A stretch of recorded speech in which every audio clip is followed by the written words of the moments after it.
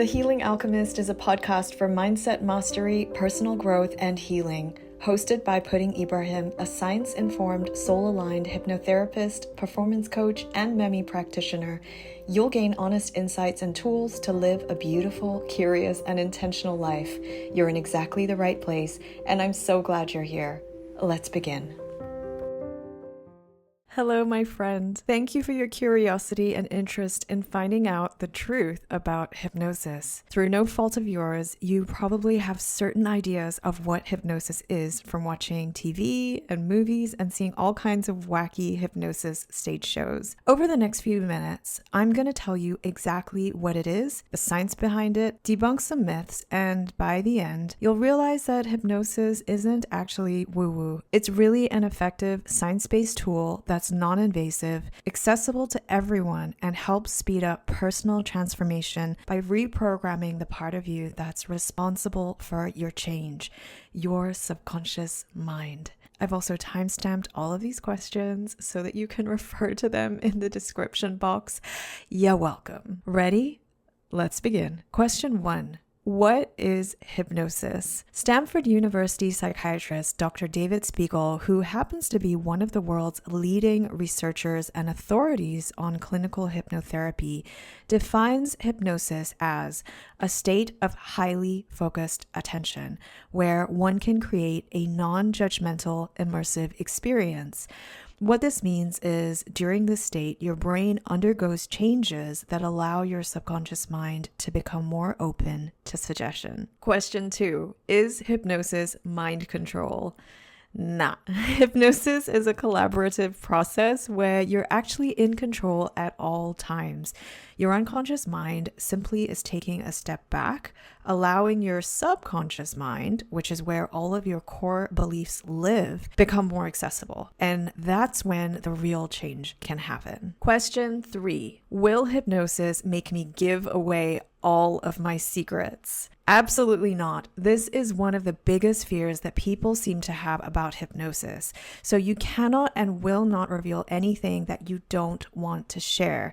So your moral compass, your personal boundaries, and your sense of privacy remain fully intact during the hypnotic process. It's not like you're under some kind of truth serum. You're actually just in a focused, relaxed state. And if a hypnotherapist asked you something inappropriate or tried to pry into your personal matters, you'd either refuse to answer, come out of hypnosis, or simply give a vague response. And this is because your subconscious mind is super duper protective of all of your secrets and all of your boundaries, even when you're in hypnosis. So remember, you are always in control. Question 4. Will I remember what happens during hypnosis? After a hypnosis session, you might think, I wasn't hypnotized. I knew what was going on the whole time. Well, of course you did. Hypnosis isn't amnesia or unconsciousness. It's actually a state of heightened awareness and focus. So it makes sense that you would remember things. Question 5. Is hypnosis woo-woo pseudoscience? No, it's not. The science on this is really clear. There are over 20,000 academic articles that have been published on clinical hypnosis. Dr. David Spiegel himself has authored more than 400 research papers on this subject, and there are numerous scientific studies backing its effectiveness for a wide variety of things, including managing anxiety and stress, overcoming fears and habits, and relieving pain. And I can actually personally attest to this, having used hypnosis to experience a pain-free and medication-free 17-hour labor when I was laboring with my daughter. Question 6, can everyone be hypnotized? Yes, though some people are more susceptible than others. What might surprise you is that you already actually go into natural trance states or states of hypnosis multiple times a day without even realizing it. Examples of this would be when you wake up or right before you go to sleep, or during the day when you're daydreaming or doom scrolling on your phone, or simply driving or commuting on autopilot, or when you're lost in a good book or watching a movie or playing video games in a trance-like state. Guess what? You actually are in a trance. So, can everyone be hypnotized? Yes. You've done this thousands of times already. Even listening to this right now, you would have done hypnosis at least a couple of times today. And like any skill, it improves with practice. Question 7. What is the difference between hypnosis and self-hypnosis? Plot twist! All hypnosis is self-hypnosis. Whether you're on stage or whether you're using a recording or in a hypnotherapist's office, nobody does the hypnosis to you. The hypnotist simply guides you and you are always in control. And in that sense, it really is your own will and your own desire to go into a hypnosis that gets you there or not.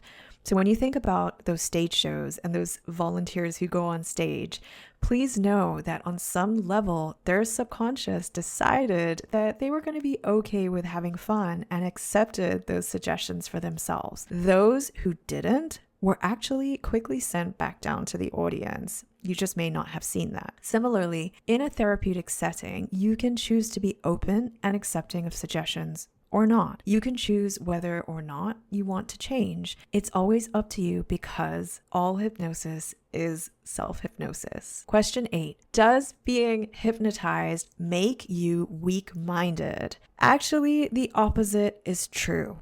Being open to suggestion in hypnosis actually shows strength. It proves how focused and intentional you can be with your thoughts. You're actually choosing to think, feel, and behave in ways that benefit your growth and transformation. And that, my friend, is empowerment, not weakness. Question 9. What is happening in the brain during hypnosis? I'm going to go into this in another episode in more detail, but brain imaging does reveal fascinating changes that happen during hypnosis, including the region responsible for what's called task switching quiets down. There are other areas responsible for your self-reflection and your identity, which also quiet down. And this is why when you're in hypnosis, you're less worried about looking silly and less attached to your identity that exists, which allows you to try on different versions of yourself to make those changes. In addition, imaging also shows that during hypnosis, brain regions controlling your heart rate, your blood flow, and your breathing calm down.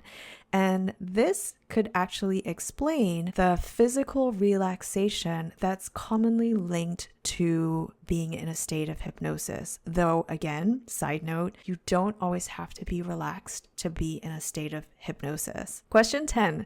Will I lose consciousness or fall asleep during hypnosis? In general, no, but there are some exceptions. Specifically, when hypnosis is used during surgeries in lieu of general anesthesia, this is known as hypnosedation. And when you're under hypnosedation, you're actually not unconscious, you're just very, very deeply relaxed. But people might mistake this for being in a state of unconsciousness. The second exception to this would be if you are listening to a sleep hypnosis recording. Shameless plug here, like the ones that are free for people on my YouTube channel, where the goal of the recording is to actually help you fall asleep. Then yes, you will fall asleep during hypnosis. And finally, the third exception is if you are starting a hypnosis session and you are already feeling really tired or really exhausted, you just might doze off. But that's easily managed by your hypnotherapist if you're in a live session. And if you're enjoying a recording, well, that's okay too. Question 11, can I get stuck in hypnosis?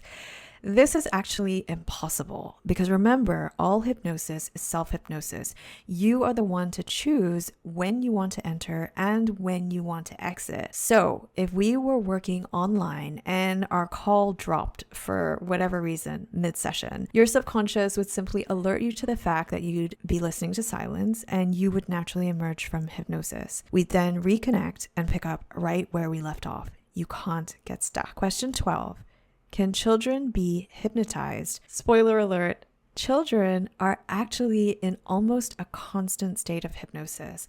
Particularly from the ages of 0 to 7, we were all like sponges, curious, imaginative, and accepting suggestions left, right, and center without question. This is also how we believed in Santa Claus and the Tooth Fairy without question, and that a kiss from mom could heal any boo-boo.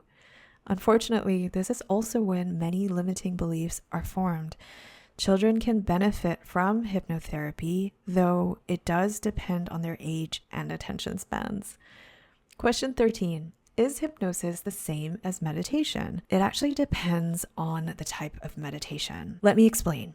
In more classic meditations, the purpose of them are generally for you to relax and focus on the present, just bringing your awareness to the present, simply just being. This compares to hypnosis, where you do enter a focused state, which again may or may not involve relaxation. And when you're in the state, it opens the door for delivering goal-specific suggestions. So in this sense, instead of just being, you're actively doing. However, this line can blur when you might have been in meditation sessions or conducted your own self-meditation session that includes suggestions. You might have done this unknowingly. So instead of just allowing yourself to be present, you might have in that meditation been guided to think of a certain thing or feel a certain way. And if that's been the case, or you could have even been in a yoga class where you were in a super flow state, where you really zenned out, and your yoga instructor might have asked you to think about a certain thing or release a certain thing or let go. That, my friend, is a suggestion. And in all of these instances, it does mean that you were actually in a hypnotic trance state, receiving hypnotic suggestions. So once again, you've been in this state so many times before. Question 14. What on earth is with the pendulums? So this is a really, really big stereotype, but there is some truth to it. Pendulums do work as a way to bring people into hypnosis, but they're not the only way, and they are based on one simple concept, and that is eye fixation. The idea behind this is to fix your gaze on something, and it could be anything. It could be a pendulum, it could be your fingers, or it could simply be to focus your gaze on a spot on the wall. And when you create that focused attention, it helps to start inducing a trance.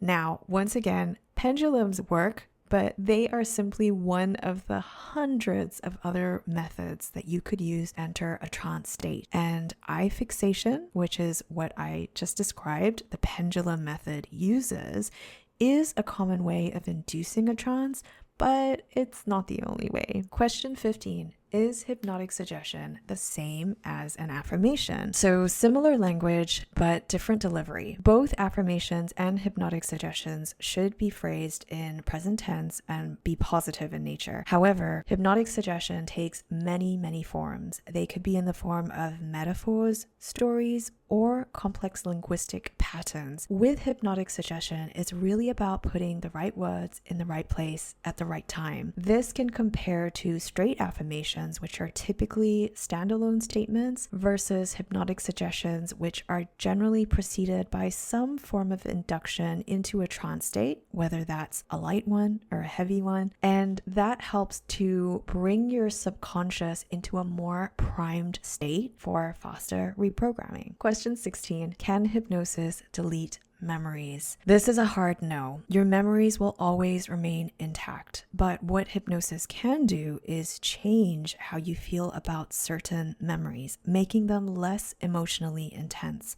Your memories will stay, but hypnosis just changes their emotional impact and imprint on you, and that can be game-changing for a lot of people. And finally, question 17. What can hypnosis help with? Hypnosis can actually help with anything that involves changing habits, behaviors, and identity. And the reason for this is that hypnosis works at a subconscious mind level. And this is where all of our habits, behaviors, and identities take root from. The list of what it can help with, which is by no means exhaustive, include quitting smoking, weight management, building confidence, pain management, anxiety relief, stress reduction, banishing fears, and so much more. What's really important to understand is hypnosis doesn't just function as a standalone tool. It can be combined with so many other things. In my practice, I combine it with neurolinguistic programming, nervous system regulation, multi-channel eye movement integration, and if you are using any things already,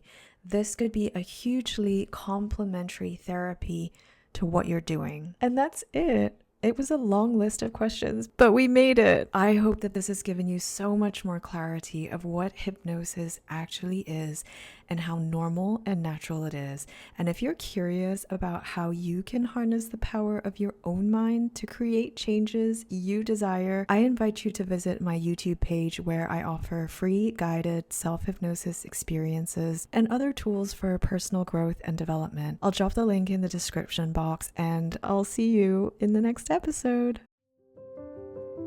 Thank you so much for joining me today. If you got value and insight from today's episode, hit that subscribe button so you don't miss the next one. Be an amazing friend and share this with someone who could use it right now. And remember, you are worthy of a great life. Have a beautiful day, and I'll see you at the next episode.